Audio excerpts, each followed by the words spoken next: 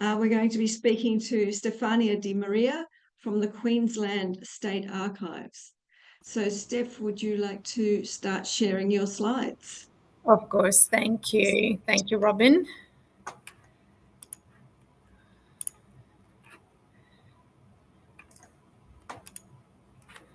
All right, we'll see whether you can see my slide deck. Yes, it looks. And Yes, can you that hear looks me well? great. Yes, we can see Fantastic. and we can hear. All right, we are ready. So hello, everyone. I'm Steph Di Maria, Principal Digital Preservation Advisor within the Digital Archive team at the Queensland State Archives. And also with me today, I've got Marcus Burke. I'll let him introduce himself as well. Yeah, you're there. We can see you. So I just had a minor camera problem there. Yep, my name's Marcus Burke. I am the Principal Technical Advisor for the Digital Archive team. So today we would like to guide you through the sort of end-to-end digital transfer workflow as initiated by our public authorities or agencies. But before, obviously, we launch into it, I would like to obviously give you some background information and really some idea of the journey that we have been on actually since 2017. Back then, the Queensland government opted for as a service model for building a digital archive. We completed tranche 1 in June 2020, and when we launched our new archival management system, Archives Space. We also built fresh interfaces for our public authorities or agencies, but also the public. So that set the stage for the digital preservation and storage phase. We worked on setting up our FRED, the Forensic Recovery of Evidence device, back in 2022. And finally, in July 2023, we were able to introduce our first iteration of the digital archive, which uses Archivematica to ingest legacy digital records that were already in our collection. So think about floppy disk, hard drive that had been sitting in our collection for years and years. We started working on that. By May 2024, the second iteration of the digital archive allowed direct born digital records transfers from our agencies. So that was an incredibly exciting milestone for us. So since May and as of January, the end of January 2025, we have already ingested about 550 gigabytes worth of digital objects. And in terms of stats, we've got about 17,000 digital objects with various, obviously, formats, including some complex digital objects. So I'll let Marcus talk about really our sort of digital preservation ecosystem so that you can follow us when we then launch into a live demo of these systems. Thanks, Steph. So as you can see on the screen, as Steph has already alluded to, our environment has been delivered as a service. It is currently completely hosted in AWS in Sydney, Australia, and essentially it comprises of 4 main components. Archives Gateway is the public authority portal where they can do self-service for digital transfers, upload files, upload metadata. Archive Space is the engine room of the whole environment. It is the archival management system, and it controls digital imports within the environment. Archivematica is our digital preservation engine. And then we have Archive Search, which is our public interface. And what the screen does not show, just as a side note, is we do also send our data off to a disaster recovery site, which is managed by the Queensland Government, organisation within the Queensland Government, so that we can recover if we have to outside of AWS. I will just add that in this public cloud-based implementation, our supplier, Gaia Resources, basically handles all the day-to-day monitoring and management of infrastructure and software. And that allows us, QSA, to focus on core activities like collection management and digital preservation advocacy with our public authorities. So it's a kind of a nice setup. And I believe that we might have some representatives from our supplier today. We have been working for many, many years together, and and it's been a really rewarding journey. So this is our transfer workflow, which is quite complex, as you can see. So we thought, okay, we'll give you a very high level overview, and then we'll give you a live demo. So hopefully that will be a bit more user-friendly than looking at that very complex workflow. So the transfer process for agencies was designed for simplicity. Digital transfers are networked based by default, with obviously alternative methods available for more complex or different cases. The service follows a unified workflow for all transfer types: physical, digital, and mixed. We appreciate that public authorities, agencies can struggle with the steps involved in transferring records to us. So we just want it to be unified and as simple as possible. Both the digital archive and transfer process operate on a push model. That means that the digital objects and the metadata are literally pushed into the system, and then the system executes the actual transfer, handling the formal exchange of custody to us. So in a nutshell, the workflow ensures a seamless process. The agency prepare the digital records, the digital objects that they want to transfer. They also prepare and the metadata that needs to accompany those digital records. They can upload by the Archives Gateway, the self-serve portal, both the metadata and the digital records. And then QSA processes and ingests these records into the digital archive. So I think it's a good time now to get into the systems. So I am going to give the control to Marcus.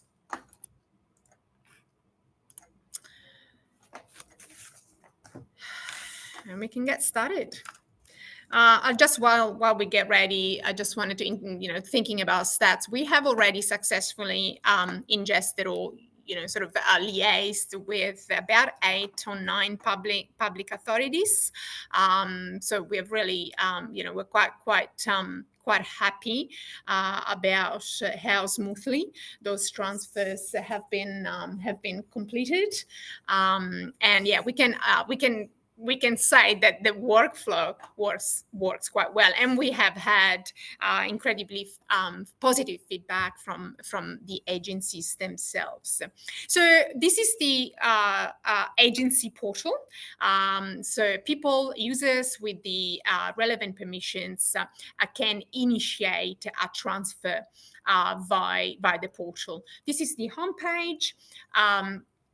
And as I mentioned before, regardless of the type of transfer, whether it's a physical, digital, or mixed, it's one workflow. So we can move on to the transfer proposal, which is really the point within the system where agency documents the records that they are intending to transfer to us. It's just kind of that initial formal communication about the digital transfer. That said, before we get to this point, QSA might have had a lot of conversation with our agencies just to even ascertain the feasibility of the digital transfer or the transfer that they are intending that they want to execute. But once those conversations have occurred, we are ready to formalize the transfer proposal. I want to actually talk about the transfer proposal because there is some functionality actually behind this form that it will impact on some steps in the workflow. So as you can see, we can, with they are able to give us some information about the title. They might add a description, but I would like to focus on that transfer type. So if you can, yeah, that's great. Transfer type section there. So at this point, they can indicate what they want to transfer it. Whenever they tick the digital tick box, there is an S3 bucket being created in the background, which will enable at a later stage, will enable them to actually upload the digital record. So it is at this point that we can already sort of get ready for that upload of digital records. In this case, we're going to work on both digital sort of mixed transfer. And also you might have noticed that once the digital tick box is ticked, the transfer method is populated with file upload. That's our preferred and default method for transfer. However, as I mentioned before, we can accommodate other scenarios. We had transfers being sent to us by hard drives for a number of reasons, but also we want to future-proof our workflow, so we can accommodate very large transfers with the use of Snowball devices, but we are not there yet. Estimated quantity, the agency at this point can submit their proposal to us. So what we're going to do here, we're going to show you the backend, so archive space. There might be a bit of a lag. It's a UAT environment and sort of like feeling the pinch. So once a QSA archivist receives their transfer proposal, we can approve it. Upon approval of a transfer proposal, there is a record transfer being created in the agency portal. That's where we are now. The transfer proposal, you can see that the status is approved, and automatically a transfer screen, let's call it that way, is created to enable the agency user to actually work on the transfer itself. We've got some in the top section, we've got some sort of general information about the transfer itself. And then if we scroll down, we can focus on the main two sections of the transfer screen. So if you can, perfect, that's great. That first section is where basically the transfers list spreadsheet can be downloaded and also uploaded. So what is this transfer list spreadsheet? We have talked about the fact that obviously, in addition to the digital object, we require agency to send us some basically some mandatory metadata, and so the transfer list is basically an Excel spreadsheet. Hey, that enables them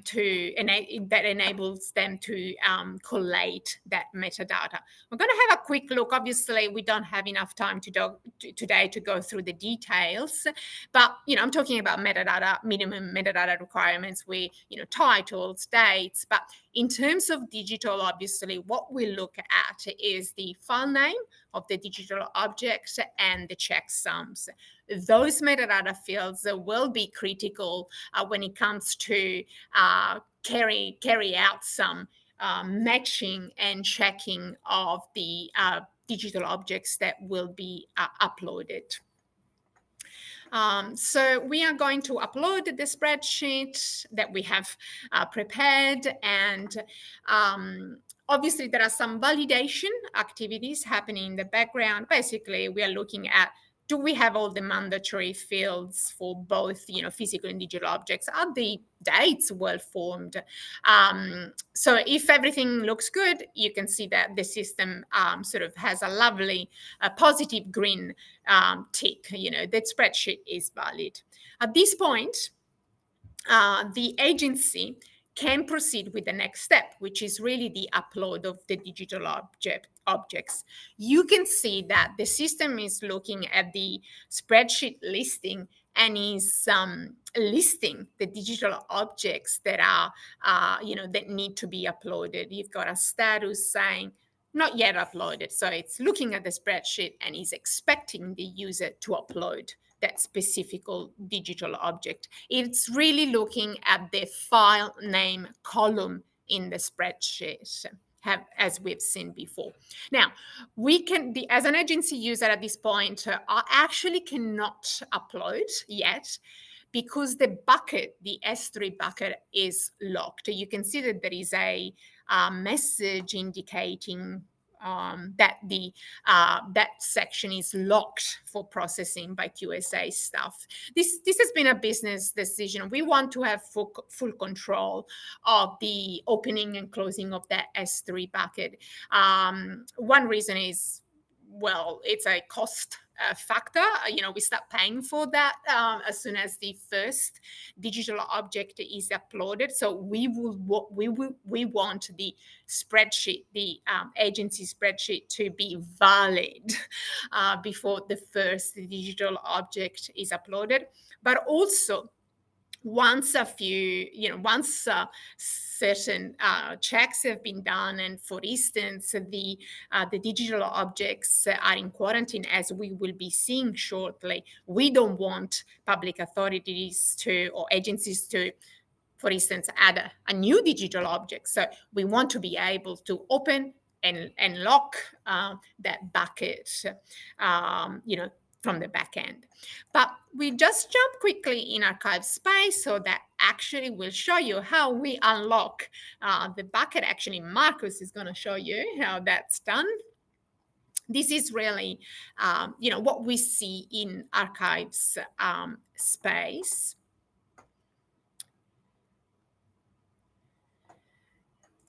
And that's the unlock record button that sort of gives us that control. This is a good, probably a good time to mention that although the interfaces are slightly different, the two systems are like mirrors. Whatever the agency sees in an archives portal, we also can see. So you can see also we have that listing of the files, the status. So they kind of they act like mirrors, and that is important because we want to be able to assist our public authorities in case something goes wrong. We really want to have a sort of a good idea of what's happening in their space. So now that the bucket is unlocked, we can, as an agency user, I can click on add digital files. They can either, browse and upload, or they can drag and drop. A couple of options there. It's kind of like a user-friendly window. They click on start upload. They've got a progress bar so that sort of they know where the upload for each individual file is at. And once that's completed, we should have the digital objects in our S3 bucket. Now, before we show you the happy path, we are showing you the happy path. Sorry, Marcus. We had a plan to show you a couple of sort of error scenarios that could happen, but we can cover that anyway. So what's happening as soon as the digital objects are uploaded, there are a couple of checks that the system will undertake. The first one is the checksum check. So it's looking at the checksums provided in the spreadsheet and matching those with the checksums of the digital objects. If there is any mismatch, there will be an error. There will be a status that goes on to check some mismatch, and the agency will not be able to proceed until that error is remediated. There are a couple of other scenarios. For instance, there might be a file name mismatch. Again, that will need to be remediated. The system will pick up if there are any digital objects that are empty. So anything that, like any zero size file, it will be flagged. And again, there are ways to remediate that. In this case, we can see that. So sorry, I was saying check some first. Sorry, check first. The first antivirus check. Again, if there is an issue, that will be flagged, and remediation will need to occur before being able to proceed. And if the virus check is all clear, then the records will be sent into quarantine for 28 days. In this case, in our UAT, obviously the quarantine has been set for a couple of minutes. That's why you see the status being ready for ingest, because the files have sort of really gone very quickly through everything, including the quarantine. But after the completion of the 28 days quarantine period, there is a second and final antivirus check. If that's clear, then we can see that status of ready for ingest. Okay, so this is good news. This is the happy path. From an agency perspective, they've done what they needed to do. They have uploaded the digital objects. They have all passed all the checks. The metadata has been uploaded. The agency user can now sit back and basically relax. This is where QSA sort of takes over and proceeds with the next steps in the workflow. So Marcus has gone into archives space. So let's have a look at how things look for us. As I mentioned before, they really should look the same as for our agency users. So if you go down, probably, Marcus, to the digital upload section, see, we've got the files ready for ingest. So as a QSA archivist working on this transfer, obviously I need to manipulate the data that the agency has sent us. The agency spreadsheet is not importable into the system. It's just a tool that that the agencies are using to collate the metadata. But as you can appreciate, there are further actions and maybe further manipulation that needs to occur. So we have, if you can highlight where the spreadsheet is. So we've got a copy of the agency spreadsheet. We can download it if we want to, but also if we click on the Generate Now button, there is something quite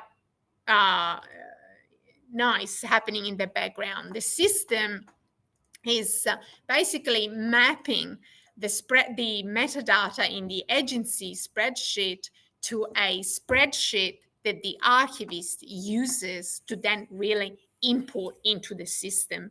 So you can see that it's sort of a similar version, but more sophisticated. It's got additional metadata. For instance, we need to tell the system in which series, archival series, our new records are going to be imported into.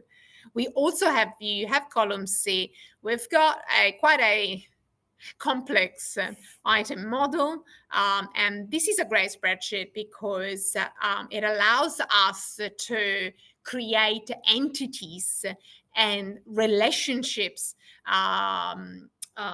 between entities on import. So we actually love our spreadsheet.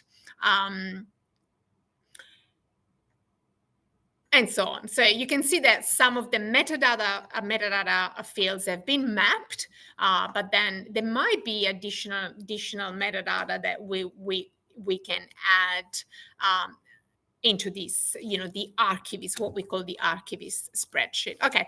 As I mentioned before, we don't have a lot of time, but we could spend another 20 minutes talking about that, just the archivist spreadsheet. So once we have worked on our spreadsheet and we are ready to go, we can upload it. Obviously, we have one that has already been prepared. It goes through similar validation checks. It's still checking that we have the right format for our dates. It's still checking that some additional metadata fields, for example, the series, are present. So if there is anything wrong, we will get an error message. There is actually an interesting functionality that I would like to highlight. You can see that we've got a validation report that is giving us some warnings. That warning alerts us to the presence of duplicates records. So the system is running some checks, and it's looking at whether in the past, in previous transfers, we have ingested the exact same digital object. Now, it's just a warning. It's just alerting us. We can still proceed. In some cases, we might be wanting to look into duplicates, but in other cases, there might be same records from two different agencies. So different context. So it's just a nice thing to have, I suppose. So the upload of our archivist spreadsheet, though, has not impacted on our digital records. You can see the digital file upload section. Everything is still as it was.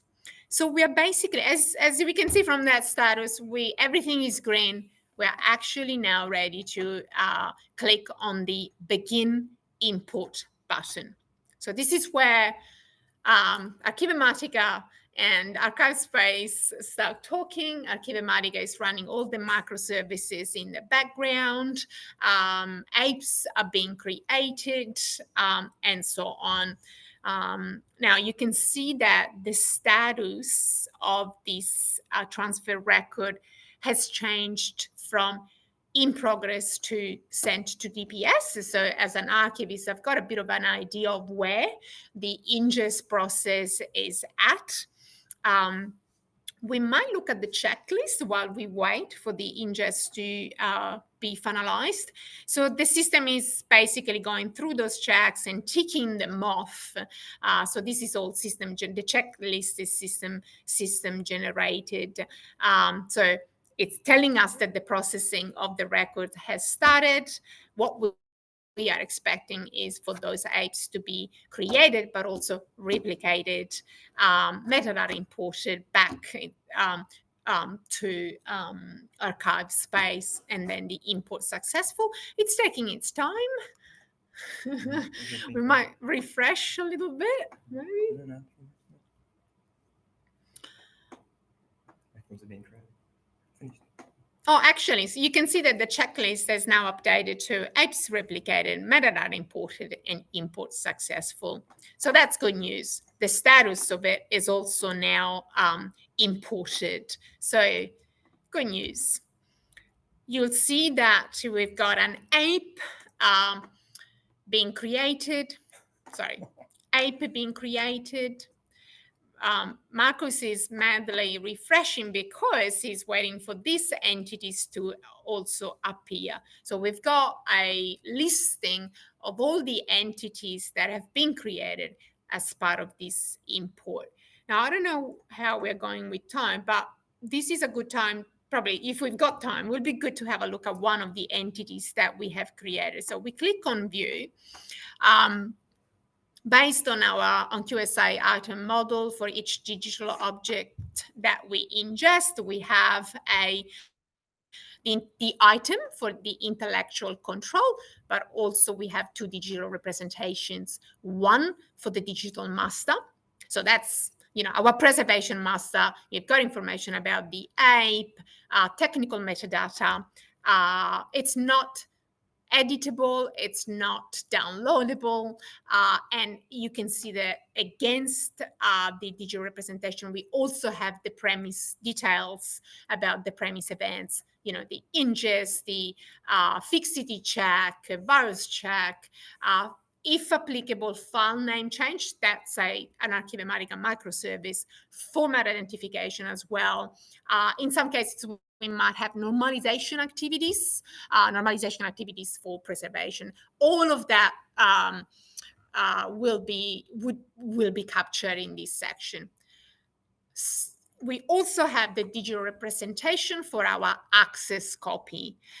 So this is what it's the copy produced for access that ultimately will be published according to, obviously, to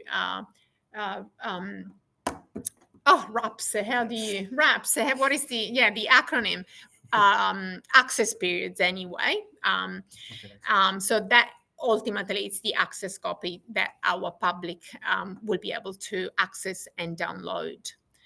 And obviously, it captures different technical metadata about the digital object. Just to sort of close the loop on the end-to-end workflow, we can go back to, we can mark this transfer as completed. Let's pretend that we have, sort of finalized all the arrangement and description activities. We can sort of publish them, approve and publish them. We can complete this transfer. And that will be reflected in archives gateway. So as the agency user, I can see that my transfer has been completed. I can also have access to a full report of the entities that have been created as part of this transfer, but also have access to what's called a file change report. So for any change to the digital objects contained in this transfer, the information will be captured. And when I talk about changes, I'm referring to file name change and normalization activities. So those changes will be captured in this report. And that is just, for the sake of transparency.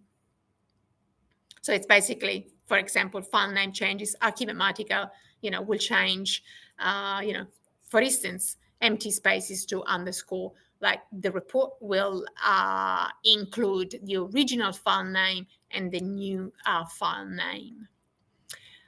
Finally, I just wanted to point out that the agency user will be able to access the records that have been created as part of this transfer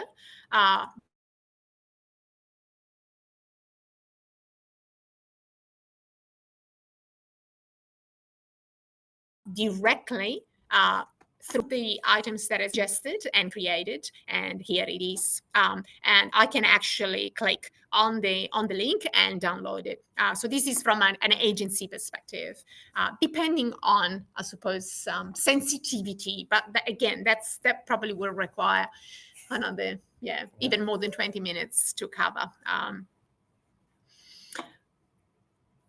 That's it. Thank you, Steph and Marcus. That was really informative. Fantastic. Really good. Our pleasure.